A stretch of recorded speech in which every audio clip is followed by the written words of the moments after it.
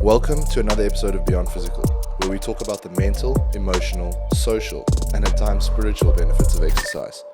We believe that exercise is more than movement, and this podcast is our attempt at sharing that message with the world by sharing our own as well as our guests' experiences and knowledge.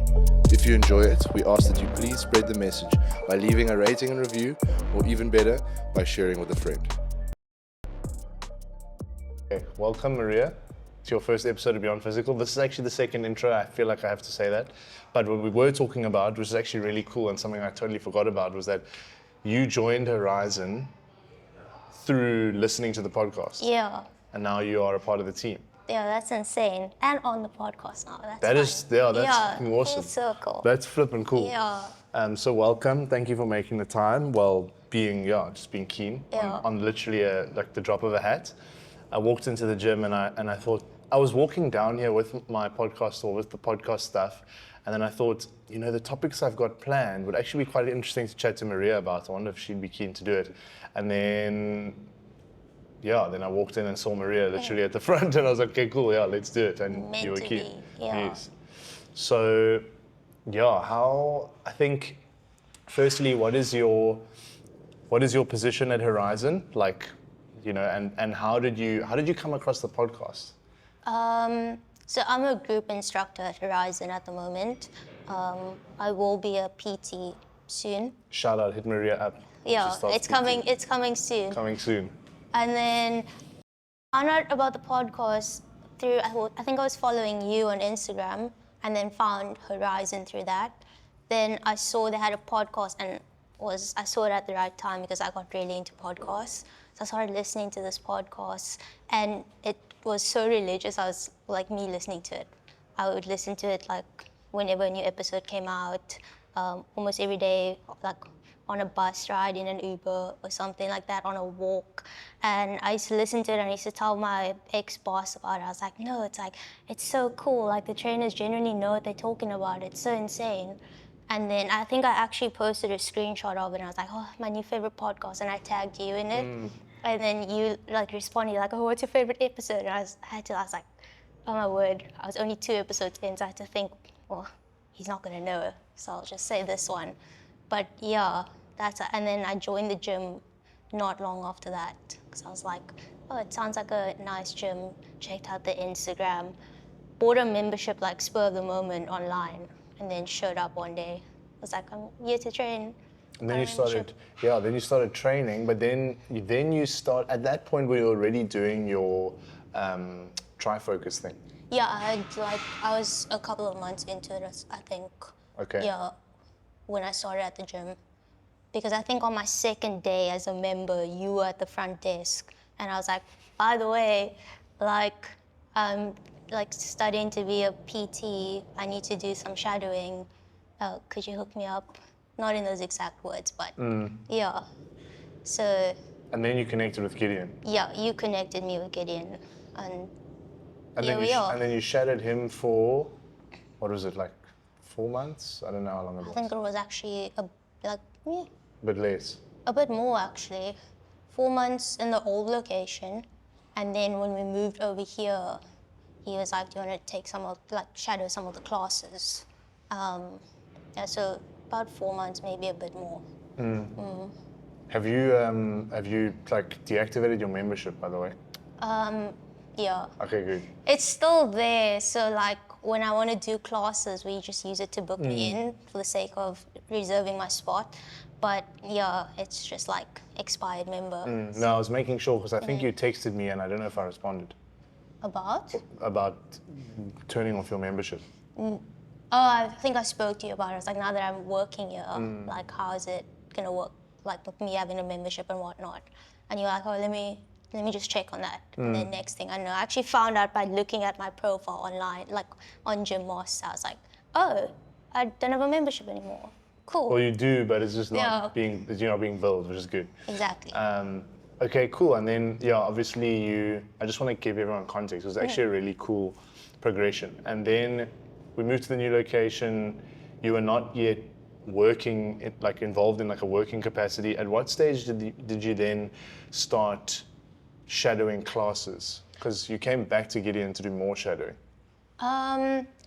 Yeah, so I finished like just as when we moved locations, I was still shadowing his PT sessions, and then he came to have a chat with me. At this point, like I think Demi and Sika were on as interns, so he said like, do you want to shadow some of my classes, because I'd like to have you on as an intern or something to that effect. And then I started taking or shadowing some of his classes, and eventually taking the class with him there as like a shadowing me almost. And then I did that for about a couple of months before until April. When you then took over and mobility. then I started taking over the mobility classes, and now we're here. But you should actually be taking over more classes soon. Yeah, or I'm at least- taking from next week. I'm gonna cover Chad's classes as well, Nice. which is fun. That'll be cool. Yeah, very excited. So yeah, Demi is an instructor at Horizen Gym that's literally been everything from a listener and a consumer of our content to a member of the gym to shadowing to group instructor to soon to be PT as well, and now podcast guest, which is pretty cool. Maybe owner one day. And maybe owner, who knows. But what I thought would be super cool to chat to you about was the things I wanted to talk about were run community related, and you're super immersed in the run community. You do the running late thing, you like lead in many ways and like co-lead our run group, which is super cool. So I thought you'd be able to lend an interesting perspective around the whole changing of the Cape Town Marathon next year in 2026. For those who don't know, I only found out when I spoke to Rachel like 2 weeks ago. I only found out when I spoke to you like an hour ago. Yeah, so I mean, for anyone that doesn't know, Cape Town Marathon has been working towards becoming an Abbott's World Major for the last I don't know how many years, and that would put it in the same category as Berlin Marathon, Boston Marathon, London Marathon. Sydney. I think Sydney. I don't know. Sydney, I think is just part of just joined as well. Okay, so like this whole world circuit, and Cape Town has been working towards getting on that circuit, and part of this attempt has been obviously making the course as quick as possible, because you want all the best runners in the world to add it to their calendar so that they can come and PR at the event. You know, top runners are more likely to do your event if they're more likely to run a good time, and a big reason behind changing this time in the calendar to middle of the year is because it syncs up better with the World Major calendar. It's also a cooler time of year in Cape Town, less windy, so it's much more PRable. But I thought what would be interesting was to take the discussion away from the whole World Major thing and bring it back down to like the actual normal people who are just like in the running community in Cape Town and South Africa, and how that might change things for them. Firstly, I think it would be important to know how many people in general, and obviously you won't give an exact number, but from a super popular run club like Running Late, which falls more into the sort of social run club category. It's not like a hardcore run club, it's more a hangout type thing. How many people generally are doing things like Cape Town Marathon? Is it quite popular, or is it not? Is it a very small group amount that do that? I think if I were to go there today and ask like, oh, is anyone doing Cape Town Marathon, I'd get at least like 20 people out of 50. That's a lot. Which is a lot. Like I think, especially now that running has become so popular over the last 2-3 years maybe in Cape Town, there's a lot of people that want to gear up for Cape Town Marathon or have been planning to. Like I got the email 2 days ago, something to say that it was sold out, and it was like, congratulations, you're one of the 24,000 people running Cape Town Marathon, and I was like, that's insane. So 24,000 people.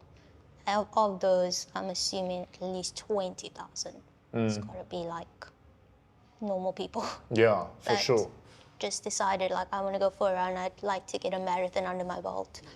Like in our Run Strong group alone, there's 14 people that said that they're doing Cape Town Marathon. And Run Strong is a super recreational group as well. Like we've only now just started being like, maybe we should add in some training runs as well. So yeah. So is this your first marathon you're doing now? Yes, and I don't even do a lot of races. I've done 2 so far. and one coming up on Sunday. So yeah, it's gonna be a big one to train for. Isn't the one on Sunday this half marathon? Which one is that again? Cape Town Festival of Running. Oh yes, of course. How are you feeling for that? Oh, I'm okay.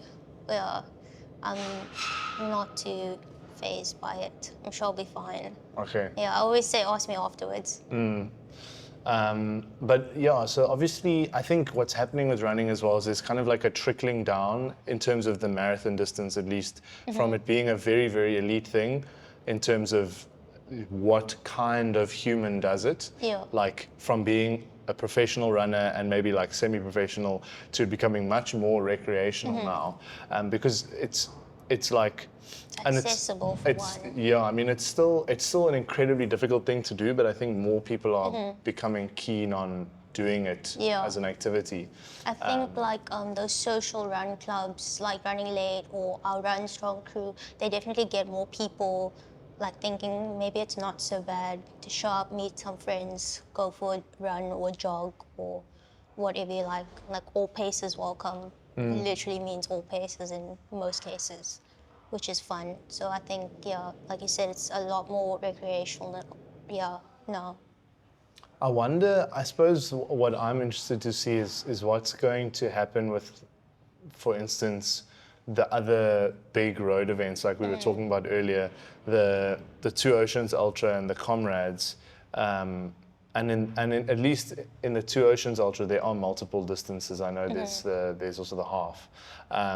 But usually people could do all three in a year, and oftentimes people would also use Cape Town Marathon as a qualifier for Comrades or for the Two Oceans Ultra. But now, because everything is kind of smushed together, it makes it a lot more difficult. Yeah. And I wonder what the impact of that is going to be on, for instance, the Two Oceans or the Comrades. And I think that seeing how that impacts those races is also going to show like how many people are actually doing multiple of those things.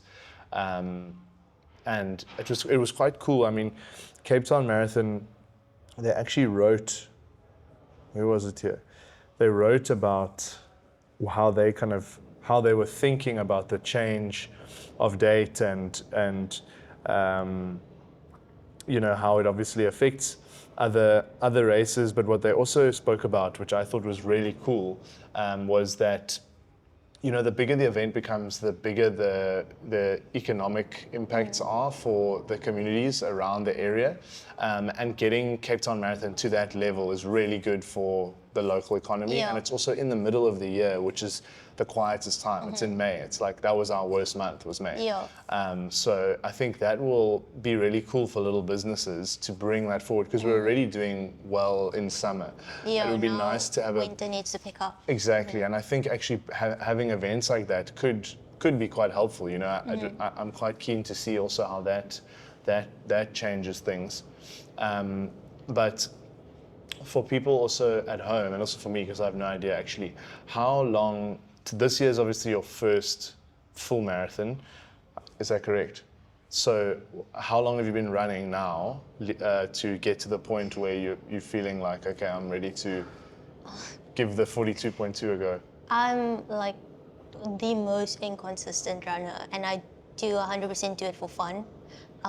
So I do just go to a lot of social runs just for the sake of socializing, and it happens to be a run part of it as well. Because when I started running, it's actually, like, I laugh about it now because when I was going to Stellenbosch, there was a guy that I would travel with, and he said, oh, I really want to get down to a 25-minute PB for my 5K. And I was like, that can't be that hard. Like, having never ran before, like, outside of school. So I was like, I could probably do that. And one day I went on a run. I barely made 2Ks. And I was like, this is not that easy. Looked down at my watch. I was like, how is he going to do 25 minutes? That's insane. And then I had a friend of mine that had been running for, I think, a year or two. She has like a licensed run club that she runs with. So I was like, do you want to go run sometime? You want to try it out? And ran with her, got really into it for a bit, started going to all these social run clubs, meeting more people that liked running, and Yeah, there was a time when I was a bit more consistent, but the last year or so, it's been like, run when I can, when I want to. So how are you going to prepare for Cape Town Marathon? Training with Demi.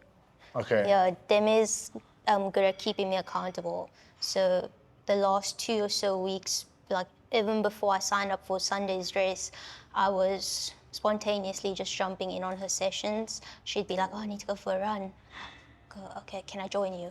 Got my shoes here. Cool, let's go." Next day, I've got another run. Cool, I'll join you. Got leg day today. Demi, I'll join you. So I did a few of those sessions. We did a long run together last week. And then she's gotten me as the leader for the Tuesday evening runs for our Horizen run club. So I kind of have to go to that when people show up. So even when I don't want to, oh, there's that one person showing up. Yeah, that's So helpful. it does keep me accountable. And especially now with our run club, planning on doing actual training runs for Cape Town Marathon. I think that's going to be the bulk of my training. What is, does Demi do her own programming? Or does she have a coach? She has a coach. I think he programs like her strength sessions. I'm not sure about her not the runs. But yeah, she does have a program in place. I have massive FOMO because I actually didn't get a Cape Town Marathon Really? entry. Yeah. I'm sure someone will. But I don't want to run injured under or someone else's name. something. Yeah. But But yeah, you've done one before. I've done 3. Okay. I've done 3 Cape Town Marathons. But also, it feels like it's a thing I do every year now. Yeah. You can be on the sidelines cheering on the rest of us. I could a also- Horizen gazebo. That's what I was thinking as well. I thought that I could make this year like the year where I'm just focused on supporting because Yeah. I know in previous years I've wanted to do that, but I haven't, and maybe that's what I must do this year. Also, I can still do the trail. You know? could, It's yeah. like, but the road is like, it's But you know what it is? you've It's the got, hype like- thing. Yeah, I'm doing it for the medal more than anything, which is why I sign up for most of these races. And you've got 3, so I think you taking a bit of a break's fine. You can do comrades next year. Nah, I don't want to do. Next year I'll do. We can do the Town Cape Town Marathon. Marathon instead, yeah. I actually thought that it would work out nicely because if everything goes smoothly with the ultra that I'll do at the end of the year, the UTCT 100 miler, and I'd come out like, and recover properly within the kind of 2 months afterwards. Then January I can start prepping, end of January, beginning of Feb. So Feb, March, April, and then I can I'll go for a marathon PR. And I'll have a nice big aerobic base after doing a miler prep. The only thing is that your leg turnover, I found, doing ultras suffers a lot. So you have to retrain yourself to have that speed.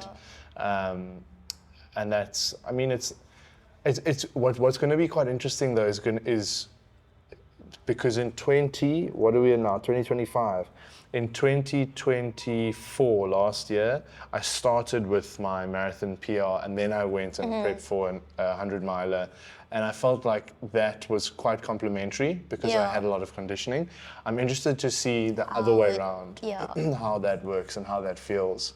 Like if you are coming into something where you need good turnover of the legs, but you've got a big aerobic base, but you don't have the turnover of the legs, but you've got like 12 weeks to prep. That. I definitely will. It's like Seb's diary. It'll be an interesting one to see. Like that's what a big part of these intense like performance-based things are for me. It's like a curiosity thing. It's like how does the body respond to these kinds of stimuli, and like if you change the order in which you expose yourself to things, does that change how you perform and how your body feels? And did you do the Cape Town Marathon, the trail as well last year or no? yeah, I did both. Yeah, so Demi and I were actually on the trails the last time we did the Run Strong trail together, and we were chatting and I was like, surely we can just do the trail and the marathon. She's like, no, there's absolutely no way. I'm like, Seb did it last year and he did High Rocks like in that same, it was like a few weeks apart, no? And she's like, yeah, but Seb's insane. I'm like, we could do it as well. Like, you guys could do it. Yeah, because I said to her, maybe I should do the Cape Town Marathon trail as well as, maybe not the full trail, but not the full marathon, but they've got like an 11K or something. I was like, maybe I do that and then I'll do a marathon as well. She's like, no, there's no way, don't do it. Like, think about it. Demi, I could do it. Seb could do it, I could do it. And she's like, Seb's insane. No, you could do it. Yeah. I think, but if it's your first marathon, Maybe not. I would wait. I don't think it's a thing of capability. I just think it's like you'd be better off waiting if you want to do silly stuff like that. But I mean, it's you can always do it. I mean, I remember my first official event was the Two Oceans Ultra, and entries were closed, and I signed up by pestering the organizers by emailing them 17 days before. Like I didn't do any prep, and I did it. And I did it, but I had horrific plantar fasciitis for like a month afterwards, so I couldn't do any running. Yeah. So I mean, you could do it. You just don't know what your body might have to say afterwards. That's why it's generally better to. I think I'll build up to it for like next year or something. Once I'm a bit more experienced on the trails, it might be a good idea to do something crazy like that. If you really want to do it, but my 2 cents from my crazy person thing is don't do it. That being said, I'm also doing a very silly thing with Spencer in a week's time. It's not 2 weeks, it's next week, no? Yeah, it's next week. It's literally in next weekend. 9 days, yeah. I'm very excited for that 13 peaks. But I think my main thing for that is just to be fully present and enjoying it with Spencer and to leave that experience without any issues. Because it's like his send-off, no? Yeah. Yeah, so you want it to be fun, not That's intense. the only reason I'm doing it. I would not be doing this if it wasn't for Spencer. I mean, I don't believe that, but... I wouldn't, I promise you. Not now, not in this condition. Because I said to him, I've not been doing anything, so there's I've been doing... You've not been running as much as 15 Ks a week for the last 4 months, like not a lot at all. Maybe on some weeks I got up to like 40, but that's maybe 3 weeks out of the last like 20 weeks. So it's not the smartest, but I think the cool thing about exercise, not to get all philosophical, but or actually to get all philosophical, is like the reason why you train and the reason why you make your body resilient is to be able to do that. Like your friends leaving the country, they're moving away, they ask you to run 106 kilometers over 2 days, and you go, I probably shouldn't, but fuck it, I'm gonna do it. Like, it's like that's a cool thing I think to be able to do. Again, same like I said, if you do your 2 things back to back, I'll see what my body says afterwards, but I think it's also going to be interesting because I never run that side of Cape Town. Like 13 Peaks takes you really deep into the south. Silvermine, I never run Silvermine. Noordhoek, I never run Noordhoek. And the times that I have run those places, they've always been on the road. They've never been in the mountains. Which is a different ball It's game. going to be so cool. Are you guys going to... You are doing High Rocks? I'm doing High Rocks the Sunday, yeah. Hopefully you finish in time to come to the end of the 13 I do weeks. plan on like being at one of the aid stations as well, because you guys are doing it Saturday, Sunday. So I think I'll probably be there the Saturday, and I might run one of the peaks with you or something. My race is only at like 1 o'clock or something. So then you'll be late fine. afternoon, yeah. So should be good. Would you ever do an ultra? On the trail or road? Just any ultra? Depends on if there's a medal or not. Okay. Yeah. I do it it's to like say the gold I did star. it. It's like the gold star. 100% the gold star. If you come to Maria's classes and you do good things, you get gold stars. Yeah, I do it in everyone else's classes as well. Really? Gold star. You just give people gold stars? Yeah, if I'm covering for someone. So all Chad's regulars are going to probably get a gold star at some point while he's away. And he's going to come back and they'd be disappointed. Yeah, because he's not going to give them gold stars.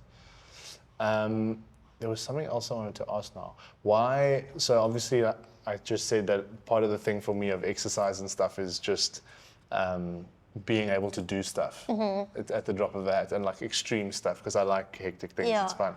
How did you get into exercise? Was it big at your high school? Why did you decide to study it? You know, you've pretty much made it your life. Your socializing is running. You're like a lot of your friend groups around the gym. You work here at the gym.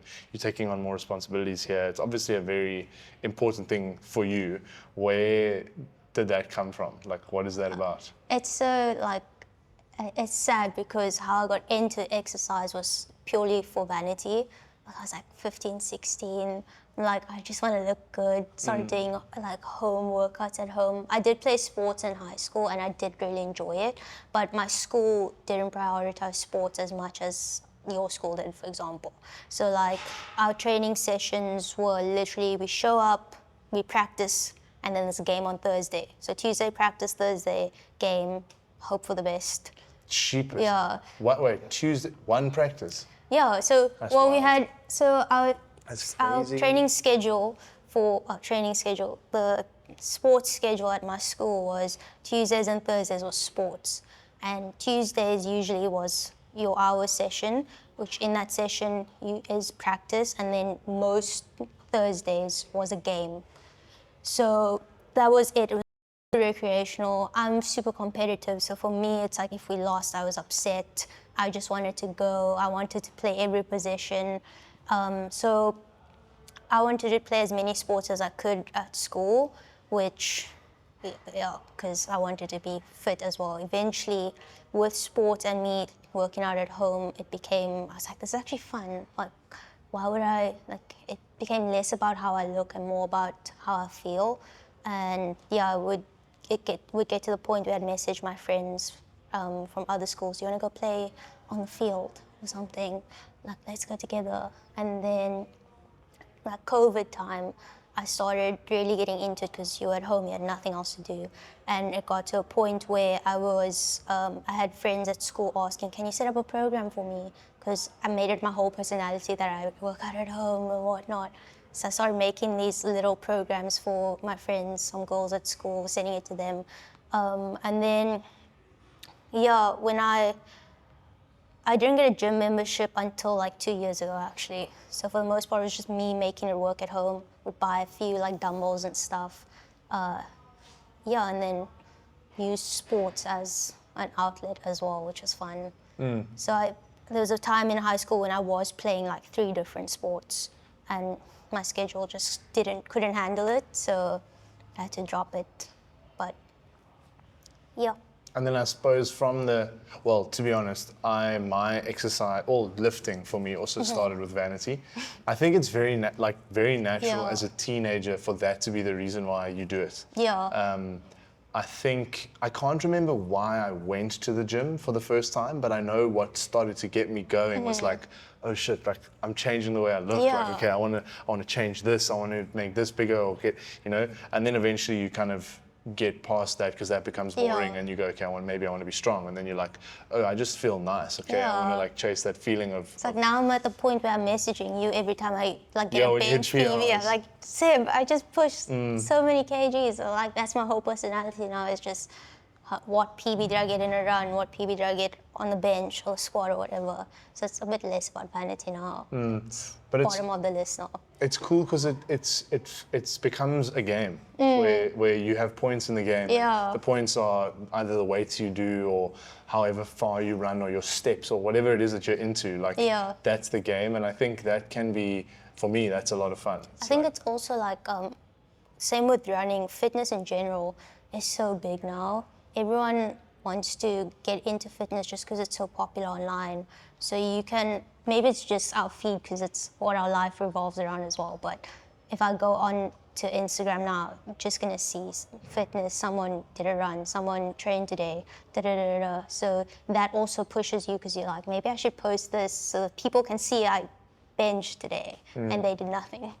But maybe not that harsh, But it is becoming more of a popular thing because people are, I think, like you said, it's a very good point. Like, because of the world that we live in our little bubble of this industry, it can sometimes get distorted of what is actually going on. But I genuinely believe that health and even in some cases performance, like what your body can do, is becoming a thing of how well you take care of yourself. And I think society values that very highly. It's like, okay, this person has the sort of discipline and presence and whatever values you think it takes to be, healthy. Yeah. They have that, and that's going to be celebrated and cool, and we like that, and yay, that's fun. It's probably also because, for instance, more commercial things like sport, like entertainment sport, that's like just getting bigger and bigger and bigger and bigger. And the more... With how well we're doing in sport as well as a country, that's very everyone true. wants to get into it as well, I think. But that also shows how much we value performance exercise. It's like, okay, it's sports, so there's like a whole cultural thing around it, but everyone gets so excited. Like everyone gets so excited when we win stuff. And I think that speaks a lot to what we value. It's like, and that if, for instance, little kids are growing up and their parents are always chatting about rugby or something like that, they're going to start to value that. And maybe they start off playing rugby when the kids, that is, when they are, 9, 10, 11, and then they don't make the top team, but because they're playing rugby, they start to feel, it feels good to run hard and to maybe go to the gym twice a week. And then that takes them into like a different bracket, and then now they're healthier and more people are getting into that. I think sport growing does a lot for our industry, because I think sports and fitness are not the same, but they work with one another. Well together, And for instance, I mean, I know a lot of ex-rugby guys who got into fitness through rugby. Like literally that exact thing of, but they like were super good, and they would like go a certain level with their rugby, and then they're like, I don't want to take rugby so far, but I figured out along the sporting journey. I mean, think about Gideon. Gideon was a swimmer. That was his thing.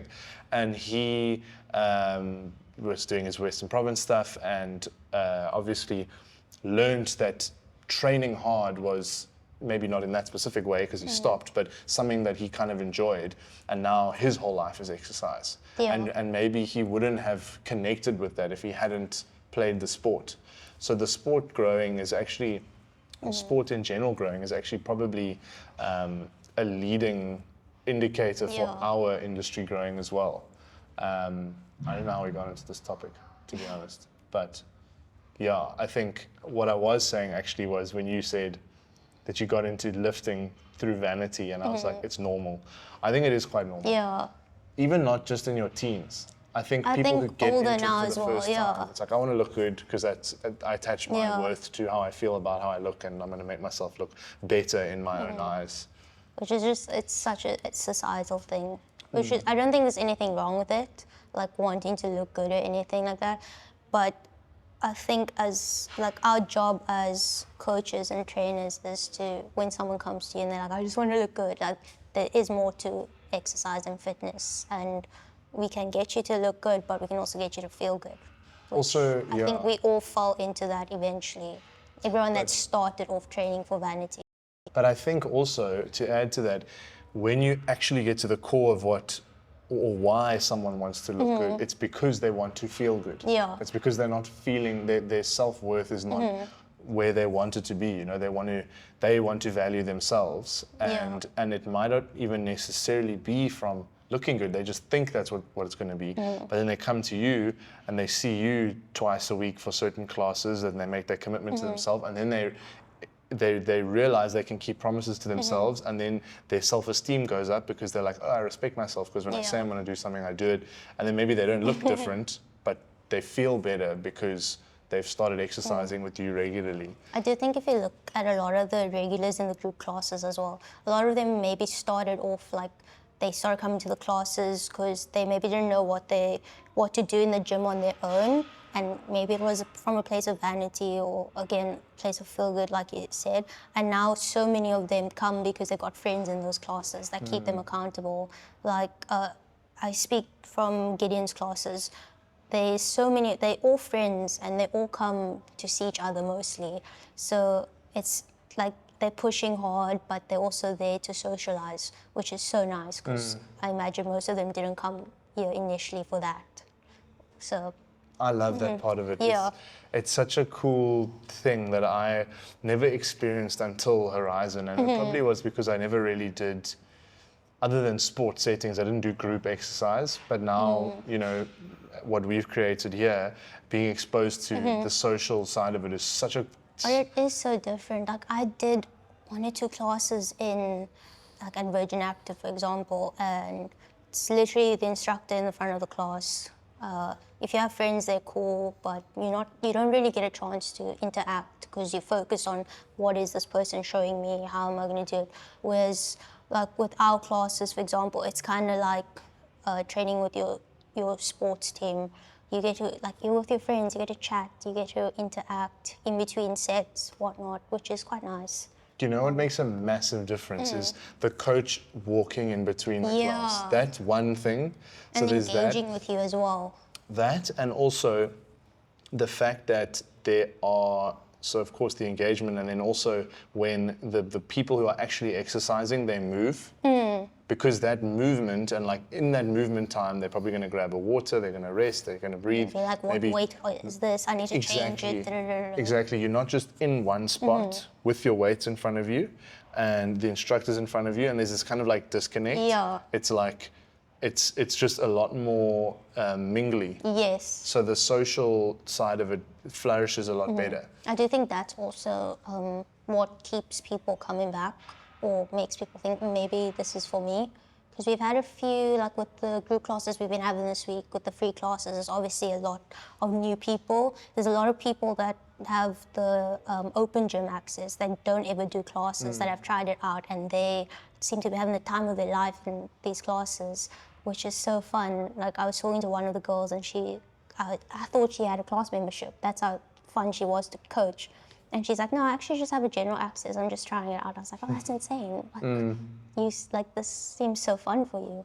That Just is very nice, cool. yeah. Yeah, it's been nice to see how many people have gotten involved in the classes. So it's going to be interesting as well to see if we have any new members at the end of it. But I think all the existing members, shame, I'm also feeling a bit bad now. I think they are ready to have their sort of only one class a week is full usually. Or no, it's actually two or three, because it's always the 6:30 one. Because now even like the evenings are pretty full. The Chad's ones are pretty full always. Yeah. I took Demi's class on Monday, and I'm taking it again this evening. Monday's class was so full, like 12 people.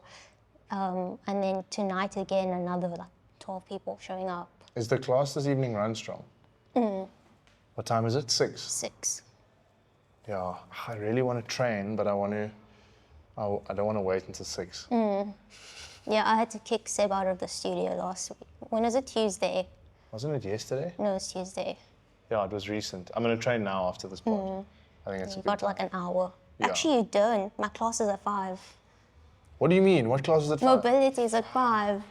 But are you gonna, I suppose, is it full? It's full. Okay, I'll go upstairs then. Yeah. But I mean, I suppose what I wanted to speak about, we did speak about it, was basically just Cape Town Marathon's moving to May.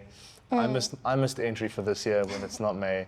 Maria's doing her first Cape Town Marathon. It seems like a lot more people are doing marathons recreationally, which I think if you just look at 24,000 entries, as you said, That's insane. it's pretty clear. You know, it's not 24,000 elites. It's maybe 1,000 elites, and the rest are people who are doing it recreationally, which is amazing.